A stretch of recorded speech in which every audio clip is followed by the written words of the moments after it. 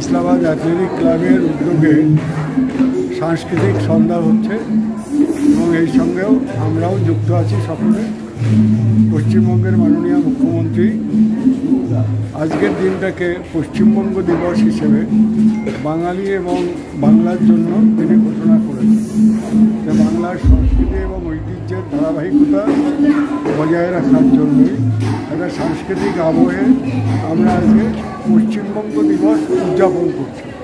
সেই সঙ্গেই আজকে এই সাংস্কৃতিক সন্ধ্যায় ক্লাবের উদ্যোগে সারেগামাপা খ্যাত গুরজিৎ সিং যিনি শিল্পী তিনি আসবেন, লোকাল শিল্পীরা ছিলেন, সবাই মিলে আজকে আমরা বাংলা দিবস, বাংলার মাটি বাংলার জল, বাংলার বায়ু বাংলার ফল, সেই বাঙালিয়ানাকে বাঙালি জাতিসত্তা অন্বেষণে আরও উন্নয়নে সমৃদ্ধির জন্য আজকে এখানে মাননীয় মুখ্যমন্ত্রীর অনুপ্রেরণায় অনুষ্ঠান।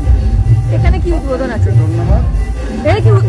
উদ্বোধনটা কি আছে? এটা হচ্ছে এই ক্লাব একটা বসার মঞ্চ তৈরি করেছে, এখানে রাধাকৃষ্ণের ছবি দেওয়া আছে, সেটা আজকে উদ্বোধন হবে, সাংস্কৃতিক সন্ধ্যা উদযাপিত হবে এবং পশ্চিমবঙ্গ দিবসও আমরা এই সঙ্গে উদযাপন করছি। মুখ্যমন্ত্রীর উদ্বোধন কে করছেন?